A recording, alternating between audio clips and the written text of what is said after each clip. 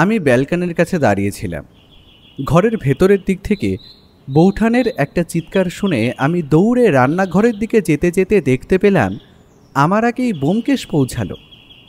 রান্নাঘরে বৌঠান তখন তার ডান হাতটা ধরে দাঁড়িয়ে রয়েছে সামনের দিকে। তাকাতেই বুঝতে পারলাম আসলে কি হয়েছে। উনুনের ওপর থেকে গরম চায়ের বাটি নামাতে গিয়ে বোধহয় সেটা উল্টে কোনোভাবে আঙুলের ওপরে পড়েছে। বৌঠানের হাতের দিকে তাকাতেই দেখতে পেলাম খানিকটা জায়গা ফুলে এসেছে, সামান্য ফোসকা মতো পড়ে গেছে। পুঁটিরাম দেখতে পেয়ে তাড়াতাড়ি পাশের ঘর থেকে মলম নিয়ে এলো। ব্যোমকেশ একটা কাপড় দিয়ে হাত পরিষ্কার করে তাকে মলম লাগিয়ে দিল। তারপর বলল, একটু দেখে কাজ করলেই তো হয়। কাজ করার সময় মন কোথায় থাকে তোমার, বলো তো? বৌঠান হাতের ব্যথায় বোধহয় কাতর হয়ে গিয়েছিলেন। সেভাবেই বলল, আমি কি করব, হঠাৎ করে বঁটিটা সারাশি থেকে ফসকে তারপর আমার হাতের উপরে এসে পড়লো। সেটাই তো বলছি, এমনভাবে কাজ করো কেন যে বিপদ বেড়ে যায়। থাক, এখন আর তোমায় কিচ্ছু করতে হবে না, ঘরে যাও, গিয়ে একটু বসো, দেখো হাতের ফোসকাটা কমে নাকি। রামদয়ালও ব্যোমকেশের কথায় বলে উঠল, হ্যাঁ বৌদিমণি, ঘরে যাও, বাকি যা রান্না আছে আমি সেরে নিচ্ছি, তোমার আর কিছু কাজ করতে হবে না। না না, আমি ঠিক আছি, কিছু হবে না। আবার সেই জোর করবে? তোমায় বললাম না এখন আর কিচ্ছু করতে হবে না, চলো ঘরে চলো। ব্যোমকেশ বৌঠানকে একরকম জোর করে সেখান থেকে ঘরে নিয়ে গেল। এমন একটা ঘটনা যে ঘটে গেল সে ব্যাপারটা আমি হজম করে নিলাম, কারণ বড়সড় তেমন কিছু ঘটেনি। বৌঠানের হাতের ফোসকা কয়েকদিনই থাকবে, তারপর ঠিক হয়ে যাবে। আর যেটা হয়েছে সেটা নিয়ে তো আর এখন বেশি ভেবে লাভ নেই। তাই আমিও হাঁটতে হাঁটতে আবার ব্যালকনির কাছে গিয়ে দাঁড়ালাম। এখন বিকেলের সময়। বৌঠানকে আসলে চায়ের ফরমাইজটা আমিই করেছিলাম, তাই একটু খারাপ লাগছিল। চা করতে গিয়ে যে এমন একটা দুর্ঘটনা ঘটে যাবে সেটা আমি কি করে জানব।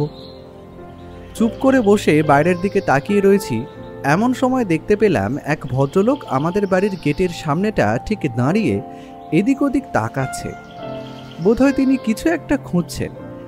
আমি একটু অপেক্ষা করে ব্যালকনির উপর থেকেই হাত দিয়ে বললাম, ও মশাই, কাউকে খুঁজছেন নাকি?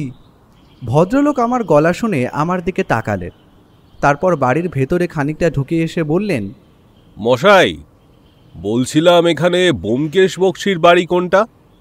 এমন কিছু একটা আন্দাজ আমি মনে মনে করেছিলাম, তাই একটু হেসে বললাম, একদম ঠিক জায়গাতেই এসেছেন। নিচের দরজা খোলা আছে, উঠে পড়ুন, তারপর সিঁড়ি বেয়ে দোতলায় আসুন। ভদ্রলোক বোধহয় আমার কথায় একটু স্বস্তি পেলেন। তিনি সোজা এসে নিচের তলা দিয়ে ঘরের ভেতরে ঢুকলেন। আমি ব্যালকনির সামনেই দাঁড়িয়ে রইলাম। তারপর যখন দেখতে পেলাম ভদ্রলোক সিঁড়ি দিয়ে উঠে এসেছেন, তখন তাকে নিয়ে গিয়ে ব্যোমকেশের অফিস ঘরে বসালাম। বললাম, ব্যোমকেশ বক্সিকে কেন খুঁজছেন বলুন তো? কোনো কেসের ব্যাপারে নাকি? আপনি কি ব্যোমকেশ বক্সি? না না, আমি ব্যোমকেশ বক্সি নই। আমি ব্যোমকেশ বক্সির বন্ধু অজিত বন্দ্যোপাধ্যায়। আপনি একটু অপেক্ষা করুন, আমি ব্যোমকেশকে পাঠিয়ে দিচ্ছি। কথাটা বলে ভদ্রলোককে অফিস ঘরে বসিয়ে দিয়ে আমি বাইরে বেরিয়ে এলাম। ব্যোমকেশকে বোধহয় তার ঘরেই পেয়ে যাব। ঘরের দরজাটা বন্ধ রয়েছে, তাই দেখে আমি দরজায় একবার নক করলাম। তারপর বললাম, এই ব্যোমকেশ, তোমার সাথে দেখা করতে এক ভদ্রলোক এসেছেন। ওনাকে তোমার অফিস ঘরে বসিয়েছি, তুমি কি একবার আসবে? একটু পরেই ভেতর থেকে ব্যোমকেশের গলা ভেসে এলো, অমরজি, তুমি কি ভদ্রলোককে বসতে বলো, আমি এক্ষুনি আসছি। এমন একটা সময় ব্যোমকেশের যে আসতে খানিকটা সময় লাগবে সেটা আমি বুঝতে পারছি না। কিন্তু ভদ্রলোকের ব্যাপারটা ব্যোমকেশ না এলে তিনি কিছু বলবেনও না, তাই ব্যোমকেশকে একটু তাড়া দিলাম। তারপর ব্যোমকেশের অফিস ঘরে এসে বসে ভদ্রলোকের দিকে তাকিয়ে বললাম, নমস্কার, আপনার নামটা কি? নমস্কার, আমার নাম ভবানীচন্দ্র ভট্টাচার্য। আমি এদিকে থাকি না, আমার বাড়ি সেই বেলুড়ের কাছে। একটা সমস্যায় পড়ে ব্যোমকেশবাবুর বাড়ির ঠিকানাটা জোগাড় করে খুঁজতে খুঁজতে এসে পড়েছি। আসলে ঠিক বাড়িতে এসেছি কি না সেটা বুঝতে পারছিলাম না, তাই আপনাকে জিজ্ঞাসা করলাম। না না, সে ঠিক আছে, কোনো সমস্যা নেই। আপনি একটু বসুন, ব্যোমকেশ আসুক, তারপর না হয় আপনি আপনার সমস্যাটা খুলে বলবেন। এখন আমায় বললে আবার ব্যোমকেশকেও বলতে হবে। আপনাকে শুধু শুধু দুবার করে একই কথা বলতে বলবো না। আপনি অজিত বন্দ্যোপাধ্যায়, তার মানে আপনি সে যে ব্যোমকেশবাবুর সমাধান করা রহস্যের ব্যাপারগুলোকে নিয়ে উপন্যাস লেখেন, তাই না? আপনার একটা বই বোধহয় আমি হাতে পেয়েছিলাম। আসলে আমার পাশের বাড়িতে একটি ছেলে আছে যে আপনার সমস্ত বই পড়ে। তা আপনার বই আমি পড়েও দেখেছি, বেশ ভালো লেখেন আপনি।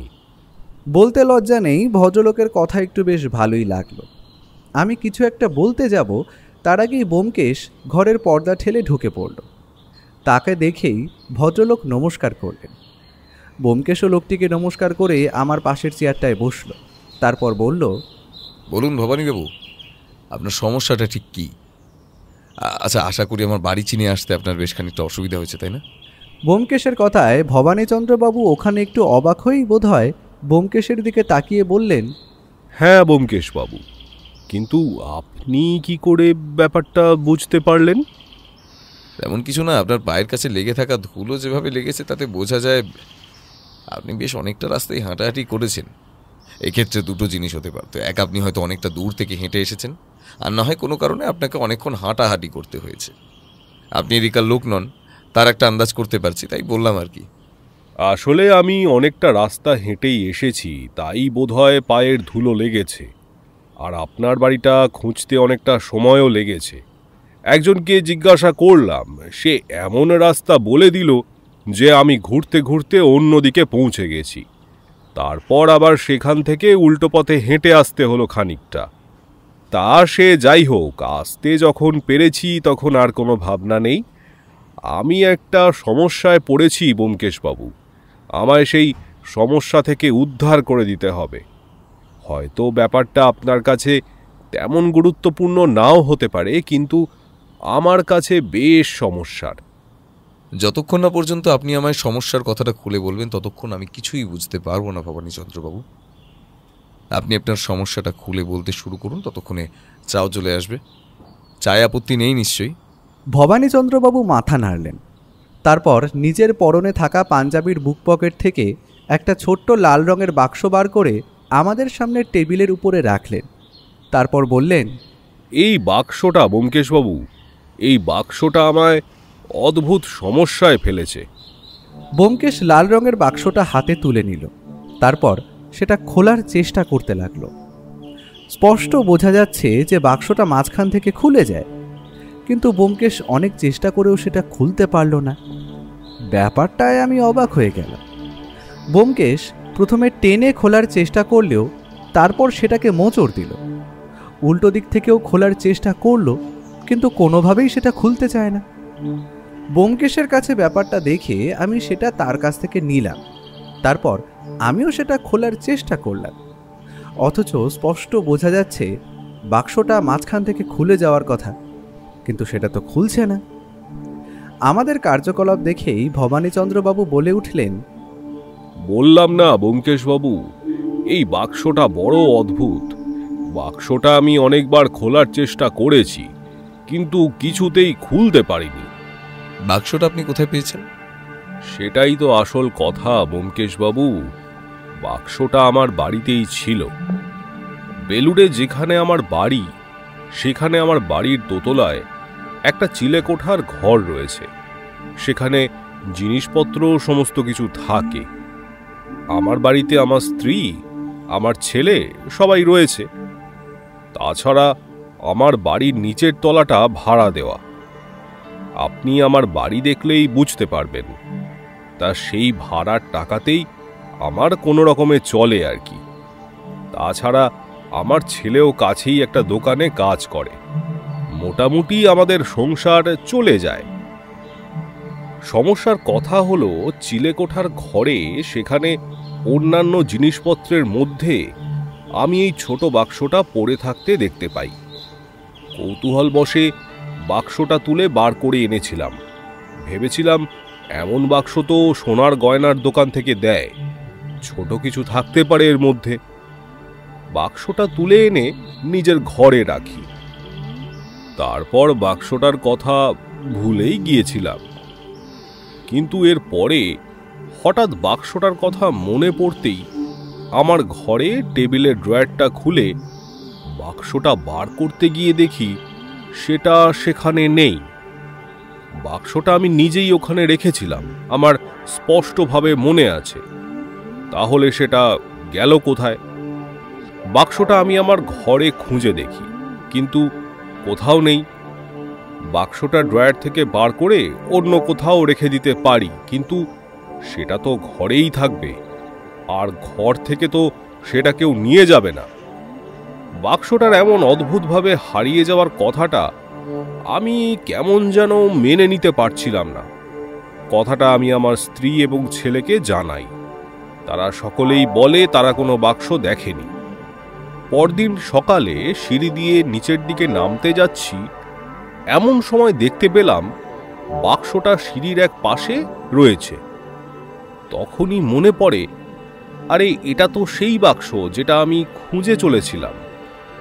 বাক্সটা তুলে নিয়ে নিজের ঘরে যাই। তারপর বাক্সটা খোলার অনেক চেষ্টা করি, কিন্তু কিছুতেই বাক্সটা খোলে না। এমনটা কি করে হলো?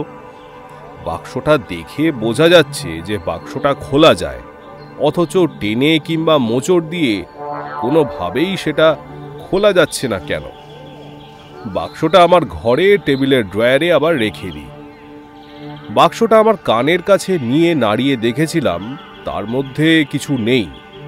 কিন্তু একটা ব্যাপার মনে হয়, যখন বাক্সটা প্রথমে যখন চিলেকোঠার ঘরে খুঁজে পাই, তখন বাক্সটা একবার নাড়িয়ে দেখেছিলাম। মনে হয়েছিল তার ভেতরে কিছু একটা আছে, সেটা নড়েছিল। এখন তার মধ্যে কিছুই নেই, অথচ বাক্সটা খুলে দেখতেও পারছি না তার মধ্যে কিছু আছে নাকি। সেই ব্যাপারটা আমি আর বাড়ির কাউকে জানাইনি। আজ আসলে একটা কাজে আমার এদিকে আসতে হয়েছিল, তা যাওয়ার সময় আপনার কথা মনে হতে ভাবলাম আপনার কাছে একবার বাক্সটা নিয়ে আসি, যদি কিছু জানা যায়। তাই আপনি হয়তো মনে করবেন এমন একটা অদ্ভুত ব্যাপার নিয়ে কেউ আপনার কাছে আসে নাকি, কিন্তু আমার মনে হচ্ছে এই বাক্সটার মধ্যে কিছু একটা ছিল, আর সেটা এই বাক্সটার মধ্যে থেকে কেউ বার করে নিয়েছে। কিন্তু সেটাই যদি হবে, তাহলে এখন এই বাক্সটা খোলা যাচ্ছে না কেন? সত্যি বলতে ব্যোমকেশের হাত থেকে বাক্সটা তুলে নিয়ে আমি অনেকবার চেষ্টা করেছিলাম, কিন্তু কিছুই বুঝতে পারিনি। ব্যোমকেশ ঠিক সেই সময় একটা অদ্ভুত কাণ্ড করল। বাক্সটা নিজের নাকের কাছে নিয়ে এসে যেন গন্ধ শুকতে লাগলো। ব্যোমকেশের এমন অবস্থা দেখে আমি আর ভবানীচন্দ্রবাবু দুজনে অবাক হয়ে তাকিয়ে রইলাম। ব্যোমকেশ যখন একটু পরে ভবানীচন্দ্রবাবুর দিকে তাকালো, তখন তার মুখে হাসি ফুটেছে। ব্যোমকেশ হাসতে হাসতে বাক্সটা সামনে টেবিলের ওপর রেখে দিয়ে বলল, ব্যাপারটা আমার মাথাতেই আসেনি অমরজিৎ। আমি শুধু শুধু বাক্সটা খোলার চেষ্টা করে চলেছি। বাক্সটা এভাবে খুলবে না, বাক্সটা ভাঙতে হবে, না ভাঙলে বাক্স খুলবে না। কিন্তু আপনি বোধহয় চাইবেন না আপনার এই বাক্সটা ভাঙি আমি, তাই তো? কিন্তু ব্যোমকেশবাবু, আসলে কি বুঝতে পারলেন আপনি বলুন তো? আমি তো কিছুই বুঝতে পারিনি। বাক্সটা থেকে একটা অদ্ভুত গন্ধ আসছে বটে, তবে সেটা কিসের গন্ধ? এটা হলো এক ধরনের আঠা।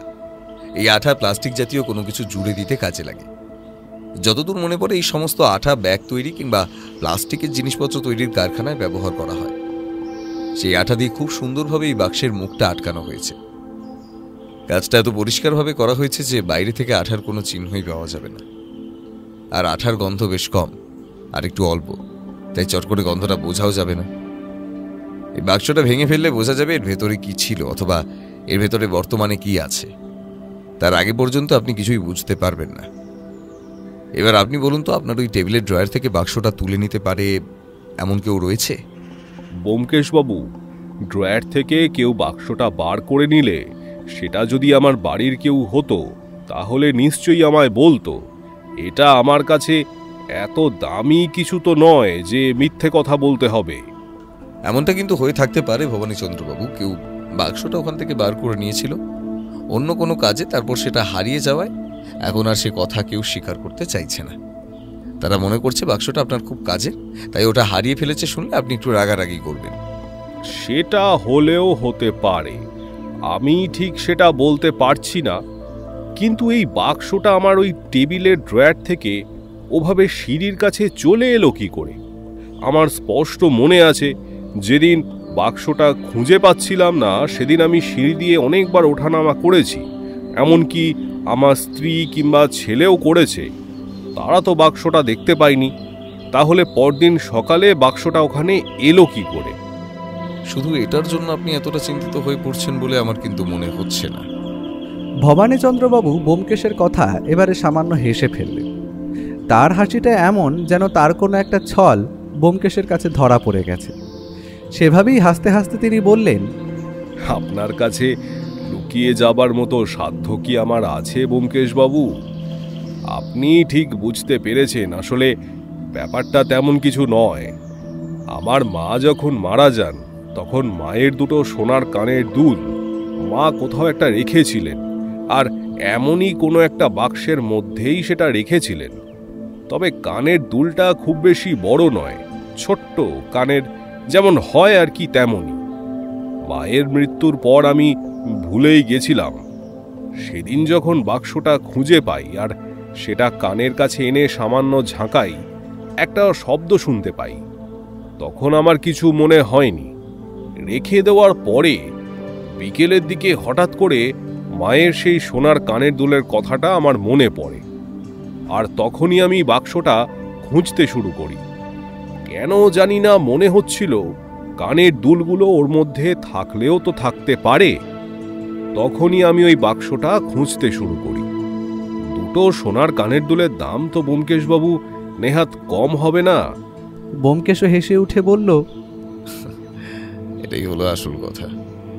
তো ভবানীচন্দ্রবাবু, এই বাক্সটার মধ্যে এখন যে কিছু নেই সে কথা আমি আপনাকে বলে দিতে পারি। তার জন্য বাক্সটা খোলার প্রয়োজন নেই। তবে কাগজপত্র জাতীয় যদি কোনো কিছু থাকে তাহলে আর তার কোনো শব্দ হবে না। আর বাক্সটা আপনার বাড়ি থেকে অদ্ভুতভাবে হারিয়ে যাওয়া, তারপর আবার সিঁড়ির কাছে ওটা ফিরে পাওয়ার মধ্যে কোনো একটা রহস্য থাকলেও থাকতে পারে। আর আপনার মায়ের কানের দুল যদি এর মধ্যে থেকে থাকে তাহলে সেই সময়ের মধ্যে চুরিও যেতে পারে। আপনার বাড়িতে গিয়ে আপনার বাড়িতে একবার দেখা দরকার, আর আপনার বাড়ির লোকের সঙ্গে কথা বলা দরকার। প্রয়োজন হলে আপনার বাড়ির ভাড়াটেদের সঙ্গেও কথা বলা দরকার। বোধহয় তাতে কিছুটা সাহায্য হবে, কিন্তু আজ তো সময় হবে না ভবানীচন্দ্রবাবু। আজ আমি একটু ব্যস্ত রয়েছি। কাল সকালে আমি আপনাদের বাড়িতে চাই। আপনি আপনার বাড়ির ঠিকানাটা আমায় লিখে দিয়ে যান শুধু। আর যদি টেলিফোন থাকে তাহলে টেলিফোন নাম্বারটা লিখে দিয়ে যান।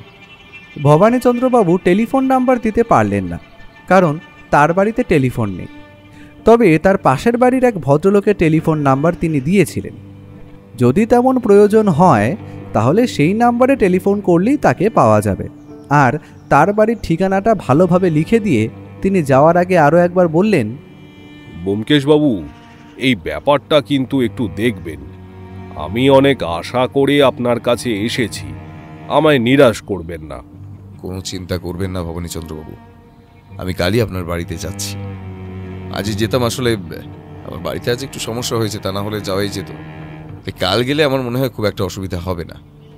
তবে এর মধ্যে আপনি একটা কাজ করবেন, আপনি আপনার বাড়ির লোকেদের সঙ্গে আর আপনার ভাড়াটেদের সঙ্গে ওই বাক্সটা নিয়ে একবার কথা বলে রাখবেন। দেখবেন তাদের কাছ থেকে জানতে পারেন নাকি আর কি কি কথা হলো, তারা কি জানালো, সেই সমস্ত কিছু মনে রাখবেন। সেটা আমাদের এই কেসে কিন্তু কাজে লাগতে পারে। ভদ্রলোক ব্যোমকেশকে আর আমাকে আরও একবার নমস্কার করে ঘর থেকে বেরিয়ে গেলেন। আর তিনি চলে যেতে আমি বললাম, ব্যোমকেশ, তুমি কি এই কেসটা হাতে নিলে? আমার তো মনে হচ্ছে এই কেসে তেমন কিছুই নেই।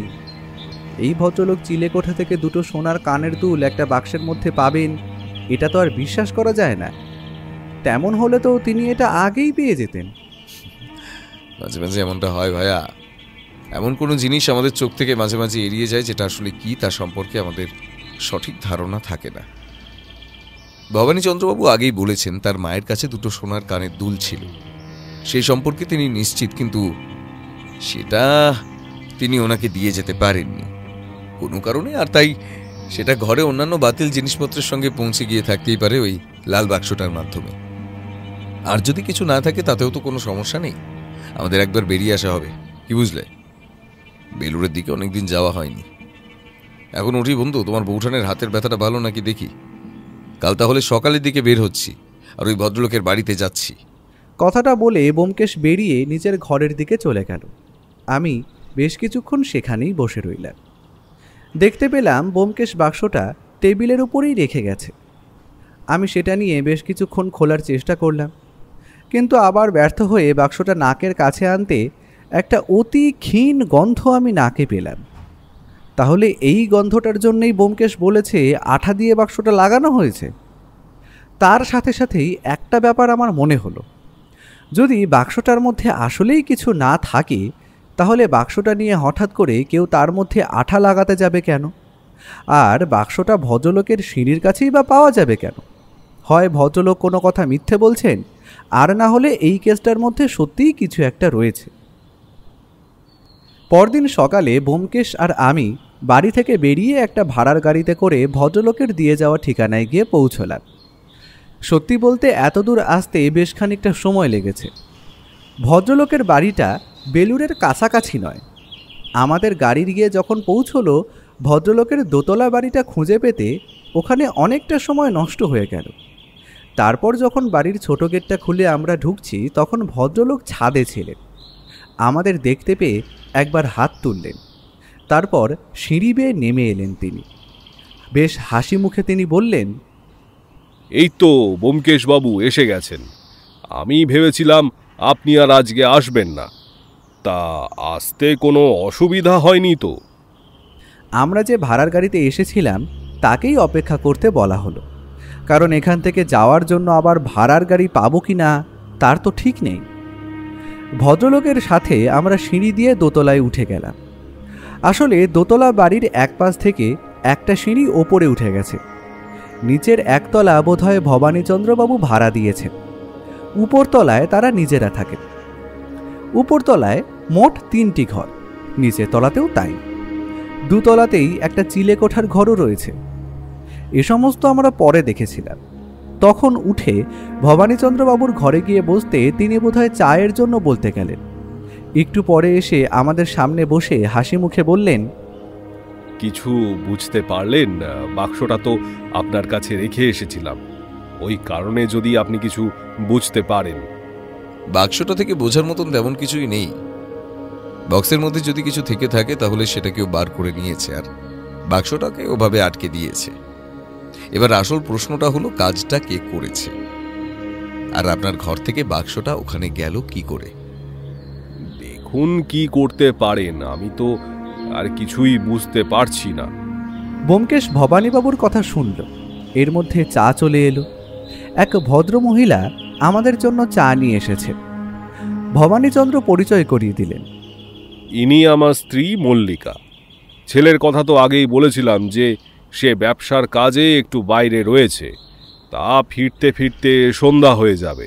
আপনি ওই ছোট্ট লাল রঙের বাক্সটা ভবানীচন্দ্রবাবুর ঘরের আগে দেখেছিলেন?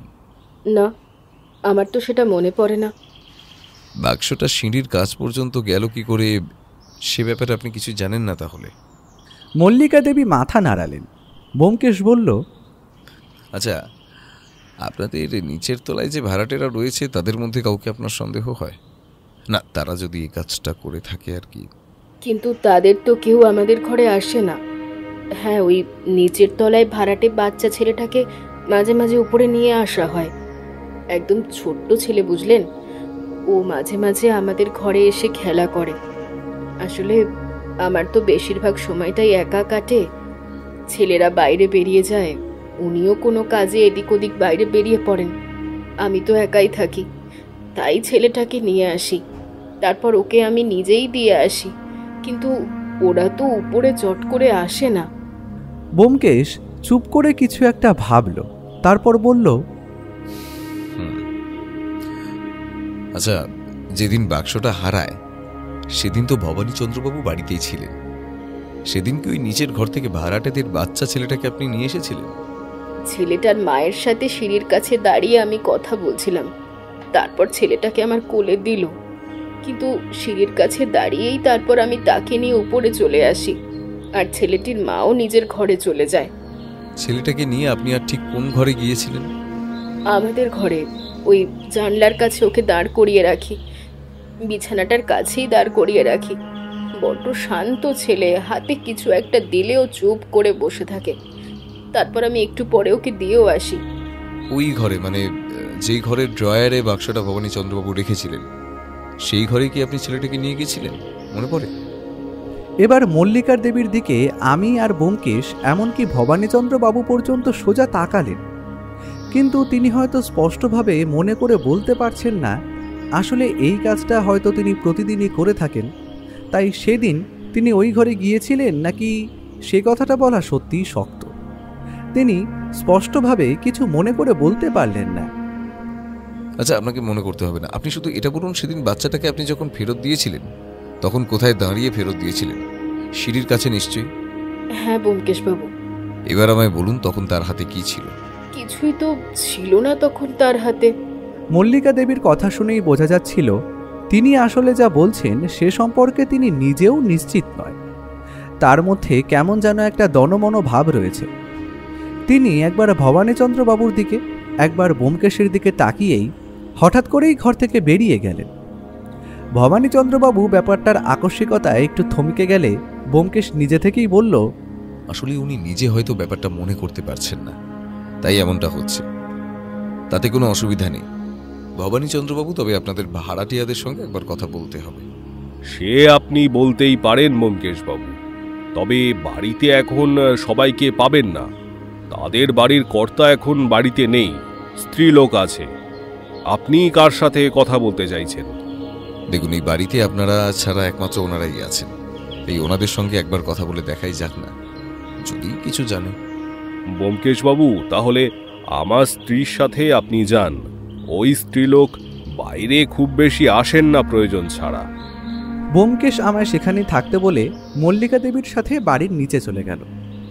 বেশিরভাগ মহিলাদের সবার কাছ থেকে নিজেকে আড়াল করে রাখার একটা প্রবণতা থাকে, তা আমি জানি, তাই ব্যাপারটা নিয়ে তেমন একটা আশ্চর্য হলাম না।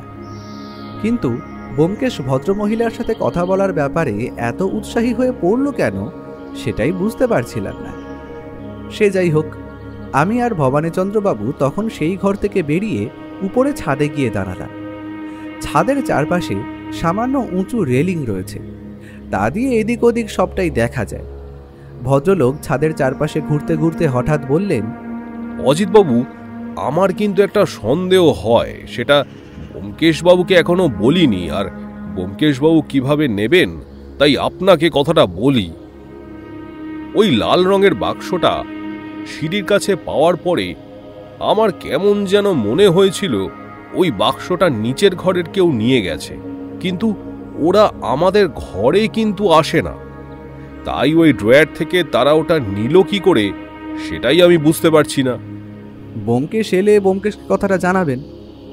আমার মনে হয় সেও ওদেরকেই সন্দেহ করছে, তাই নিচের ঘরে ওদের সাথে কথাবার্তা বলতে গেছে। তা আপনার ছেলে কখন ফেরে? তার ফিরতে ফিরতে একরকম বিকেল হয়ে যায়।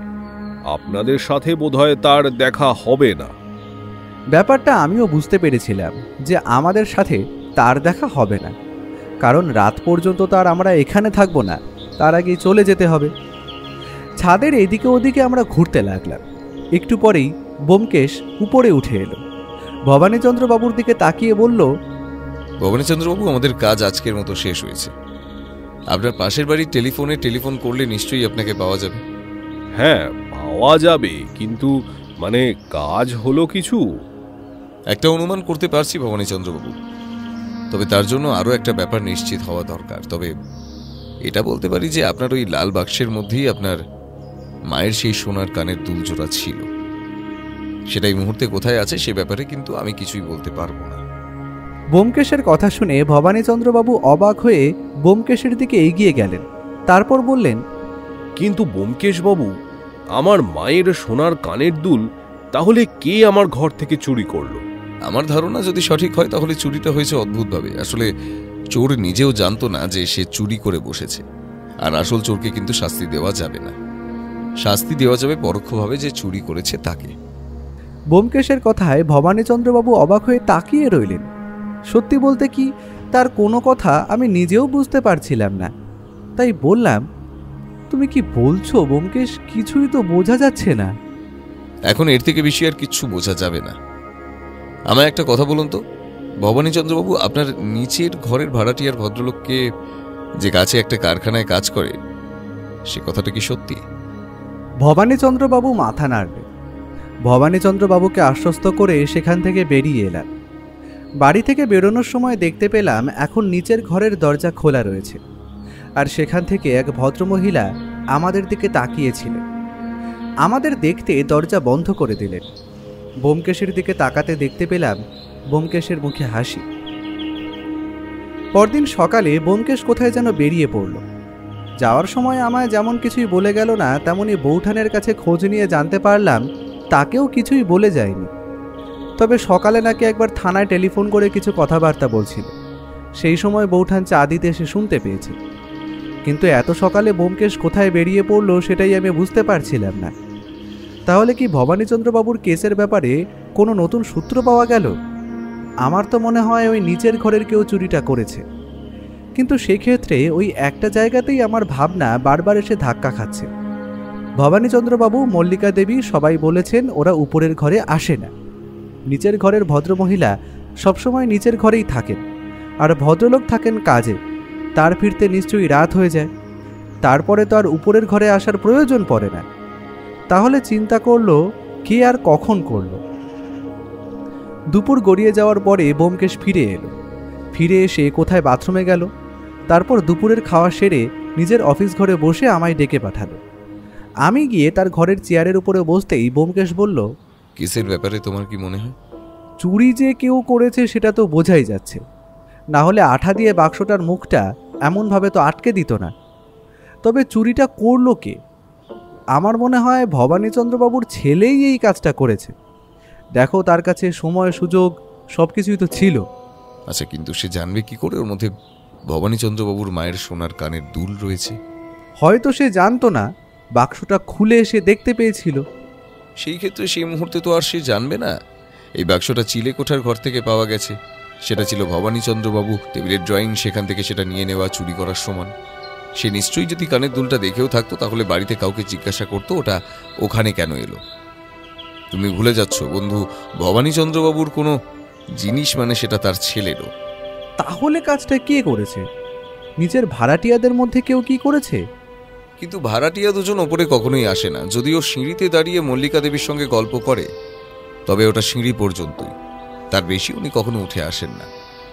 তাহলে ওই ড্রয়ার থেকে নিচ পর্যন্ত বাক্সটা গেল কি করে? ব্যোমকেশের কথায় যুক্তি ছিল, তাই আমি আর কিছুই বলতে পারলাম না। ভাবতে লাগলাম। একসময় হঠাৎ করেই বললাম, তুমি তো কাল বললে চোর নাকি পরোক্ষভাবে চুরিটা করেছে। তার মানে তুমি নিশ্চয়ই জানো প্রত্যক্ষভাবে আসলে কে চুরি করেছে। আমার অনুমানে আমি সবটাই জানি ভাইয়া। এখন আমি তোমার থেকে জানতে চাইছি তোমার কি ধারণা, তাহলে বুঝবো আমার আর তোমার ধারণাটা একই কিনা। সত্যি বলতে আমি কিন্তু কিছুই ধারণা করতে পারছিলাম না। বারবার মনে হচ্ছিল এটা করলো কে, এই ঘর পর্যন্ত আসলে গিয়েছিল কে। হঠাৎ করে একটা কথা মনে পড়ে গেল। ধারণাটা অদ্ভুত, এমন একটা কথা ভাবাই যায় না, কিন্তু তবুও কথাটা হঠাৎ করে মাথায় আসতে ব্যোমকেশের দিকে তাকালাম। ব্যোমকেশ বোধহয় বুঝতে পেরেছিল আমার মাথায় কি এসেছে, তাই দেখতে পেলাম তার মুখে একটা অদ্ভুত হাসি। সে আমায় কিছু বলার সুযোগ না দিয়ে বলল,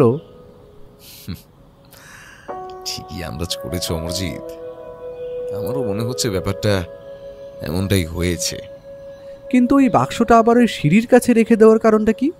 এখানে একটা সূক্ষ্ম ব্যাপার রয়েছে, সেটার এখন বলতে চাইছি না। আমি আগে অপরাধীকে ধরি, তারপর না হয় সবটা খুলে বলবো। এখন আমায় কয়েকটা টেলিফোন করতে হবে। আমি জানতে চাচ্ছিলাম আমার ধারণাটাও তোমার মনে হচ্ছে নাকি। এবার এই পথেই তদন্ত করা যাক। ব্যোমকেশ উঠে গিয়ে টেলিফোনে থানার সাথে কিছুক্ষণ কথা বলল। সে যে একটা পরিকল্পনা করে ফেলেছে সেটা বুঝতে পারছিলাম, আর সেই পরিকল্পনা মতো কাজ করলে অপরাধীকে তাড়াতাড়ি ধরা যাবে সেটাও বোঝা যাচ্ছে। তবে ব্যোমকেশের মাথায় এই কথাটা হঠাৎ করে এলো কী করে সেটাই আমি ভাবছিলাম। কেসটার প্রায় সমাধান হয়ে এসেছিল, এখন শুধু অপরাধীকে ধরাটাই বাকি। অপরাধী ধরা পড়ল বটে, তবে তার আগে খুঁজে পাওয়া গেল সেই সোনার কানের দুল। পুলিশের অনুমান এবং তল্লাশিতে পাওয়া গেল সেই কানের দুল এক সোনার দোকান থেকে। আর সেই সোনার দোকানদার পুলিশের সামনে স্বীকার করে নিল যে তার কাছে কে ওই সোনার কানের দুল বিক্রি করতে এসেছিল। সত্যি বলতে চুরির একটা প্রমাণ পাওয়া গেল। আসলে ব্যোমকেশ আগে প্রমাণ খোঁজার চেষ্টা করছিল, কারণ এটা এমন জটিল যে এখানে প্রমাণ খুঁজে পাওয়া যাবে না, সবটাই অনুমান। তাই প্রমাণ খুঁজে পাওয়ার পর আমাদের আর অসুবিধে হলো না। সেদিন আমরা গিয়ে পৌঁছলাম ভবানীচন্দ্রবাবুর বাড়িতে। নিচের ঘরের ভাড়াটিয়া লোকটি কোনো কারণে সেদিন বাড়িতেই ছিল। আমাদের ভবানীচন্দ্রবাবুর ঘরেই বসতে দেওয়া হলো। ব্যোমকেশ ইচ্ছে করেই সেই ঘরে বসলো যেই ঘরে সেই টেবিলের ড্রয়ারটা রয়েছে। একটু পরে ব্যোমকেশ পকেট থেকে সোনার জোড়া বার করে ঘরের মাঝখানের একটা চেয়ারের উপরে রাখলে ভবানীচন্দ্রবাবু এবং মল্লিকা দেবী অবাক হয়ে সেটা দেখতে লাগলেন। ভবানীচন্দ্রবাবু বললেন, ব্যোমকেশবাবু, এটাই তো আমার মায়ের সেই সোনার কানের দুল, কিন্তু এটা আপনি কোথা থেকে পেলেন? যে এটা চুরি করেছিল সে একটা দোকানে বিক্রি করেছিল, সেই সোনার দোকান থেকেই আমরা এই সোনার কানের দুলটা উদ্ধার করেছি। তবে এখানে আমায় পুলিশের সাহায্য নিতে হয়েছে, না হলে উদ্ধার করা যেত না। আমাদের হাতে কোনো প্রমাণ ছিল না, তাই প্রমাণ সংগ্রহের জন্য আমাদের প্রথমেই কানের দুলটা সংগ্রহ করা প্রয়োজন ছিল। এখন অপরাধীকে শাস্তি দেওয়া যেতেই পারে, তবে অপরাধী কিন্তু অনেক কিছুই জানত না, না জেনে সে কাজটা করেছে।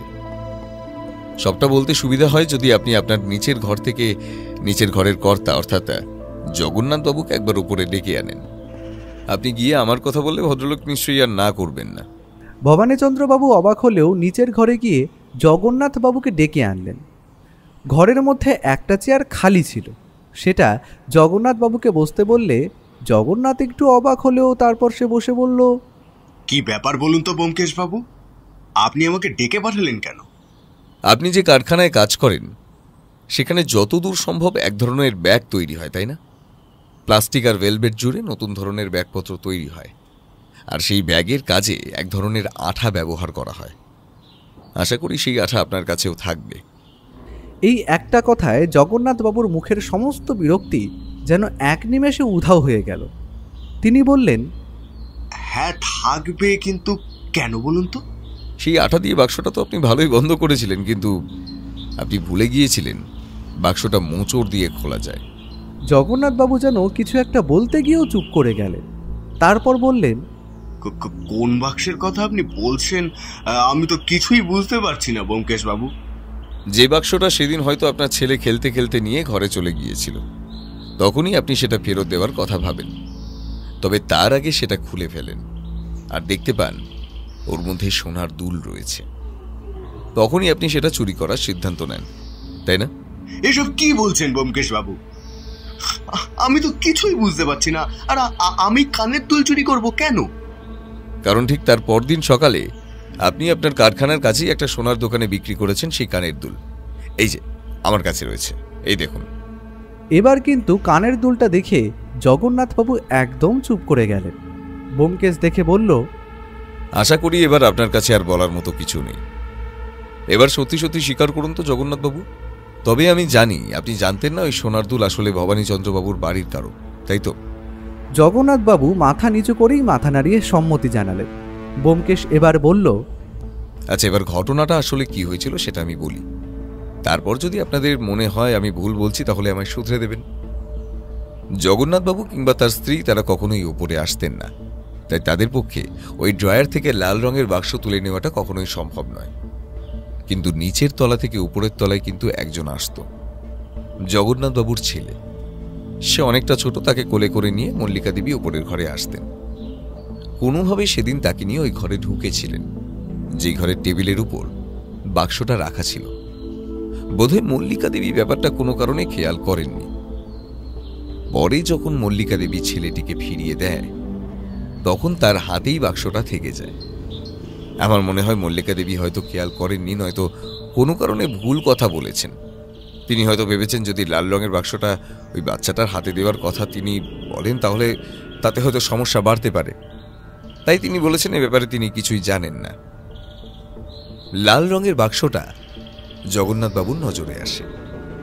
তিনি ওটা হাতে নিয়ে খুলে দেখতে পান সোনার দুল রয়েছে, অথচ সেটা যে কোথা থেকে এলো সেটা জগন্নাথবাবু কিংবা তার স্ত্রী কেউ জানতেন না।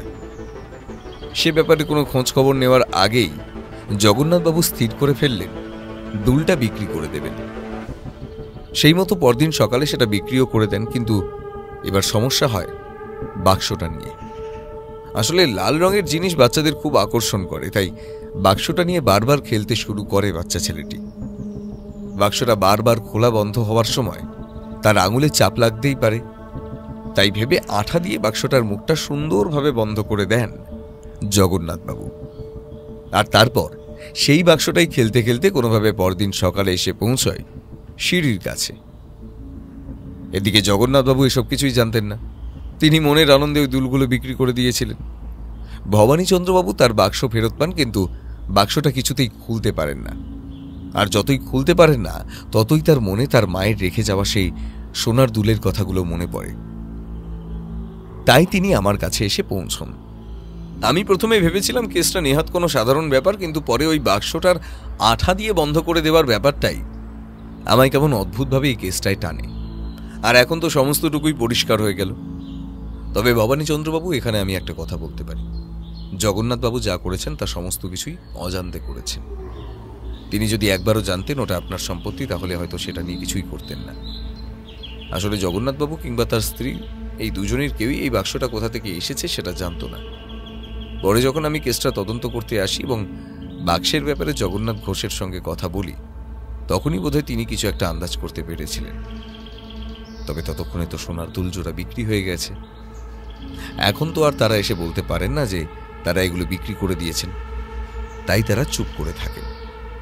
ব্যোমকেশ কথা বলা শেষ করে জগন্নাথবাবুর দিকে তাকিয়ে বলল, পরের বার থেকে দামি কোনো জিনিস পেলে এইভাবে বিক্রি করে দেবেন না জগন্নাথ দেব। আশা করি এই শিক্ষাটা আপনার মনে থাকবে। জগন্নাথবাবু অপরাধীর মতো মুখ করে মাথা নিচু করে রইলেন। ব্যোমকেশ এবার ভবানীচন্দ্রবাবু আর মল্লিকা দেবীর দিকে তাকিয়ে বলল, দেখুন, এটা আপনাদের ব্যাপার, তাই আপনারা যা সিদ্ধান্ত নেবেন তাই ঠিক। তবে আমার মনে হয় জগন্নাথবাবু নিজের অজান্তে এই কাজটা করেছিলেন, তাই ওনাকে এবারের মতো ক্ষমা করে দেওয়াটা আপনার উচিত। আর আপনার 2 জোড়া দুল আপনি ফেরত পেয়ে গেছেন। উনি যদি নিজে এসে আমাকে বলতেন যে উনি এই কাজ করে ফেলেছেন, তাহলেও আমি ওনার উপর রাগ করতাম না ব্যোমকেশবাবু। মানুষ অজান্তে অনেক ভুলই করে থাকে, মানুষকে ক্ষমা করে দেওয়াই তো মানুষের ধর্ম, তাই না? জগন্নাথবাবু এ কথায় হাত জোর করে ভবানীচন্দ্রবাবুর পায়ের উপর পড়তে গেলেন, কিন্তু তার আগেই ভবানীচন্দ্রবাবু তাকে ধরে ফেললেন আর বললেন, ব্যোমকেশবাবু, আপনি যে আমার কত বড় উপকার করলেন তা আমি আপনাকে বলে বোঝাতে পারবো না। তবে আমি আপনাকে আপনার প্রাপ্য থেকে বঞ্চিত করব না। আমি খুব শিগগির আপনার বাড়িতে যাব। ব্যোমকেশ আর আমি সেখান থেকে ভাড়ার গাড়িতে করে ফিরে এলাম। সেদিন কিন্তু ভাড়ার গাড়ির টাকাটা ভবানীচন্দ্রবাবু জোর করে নিজেই দিয়ে দিলেন। আমাদের আর কিছুই বলার থাকলো না। বাড়ি ফিরে এসে ঘরে বসেছি, এমন সময় ব্যোমকেশ বলল, কি বুঝলে ভাইয়া? একটা ব্যাপার আমি কিছুতেই বুঝতে পারলাম না, তোমার হঠাৎ করে এই বাচ্চা ছেলেটিকে সন্দেহ হলো কেন? মানে সে চুরি করেছে সেটা বলছি না, সে হাতে করে ওই লাল রঙের বাক্সটা নিয়ে গেছে, সেটা তোমার মনে হলো কেন হঠাৎ করে? সুযোগ বন্ধু, সুযোগ। ওই ঘরে যাওয়ার সুযোগ একমাত্র কিন্তু ছিল ওই বাচ্চা ছেলেটির। তবে এর মধ্যে আমি একবার রাতের বেলা টেলিফোন করে ভবানীচন্দ্রবাবুর ছেলের সঙ্গে কথা বলেছি। তবে সেই কাজটা করেছে বলে আমার মনে হয় না। তাই বাকি থাকলো ওই ভাড়াটিয়ারা, অর্থাৎ জগন্নাথ বাবুর ছেলে। কেসটা যে এমনভাবে শেষ হবে তা আমি অনুমান করতে পারিনি। তবুও সেই প্রথম দিন যখন ভবানীচন্দ্রবাবু বাড়িতে এসেছিলেন, তখন যেমন মনে হয়েছিল এটা একটা অতি সাধারণ অপ্রয়োজনীয় কেস, সেটা কিন্তু এখন আর মনে হলো না। সত্যি ব্যোমকেশ অনুমান ঠিকই করেছিল, এই কেসে অন্তত কিছু একটা আছে।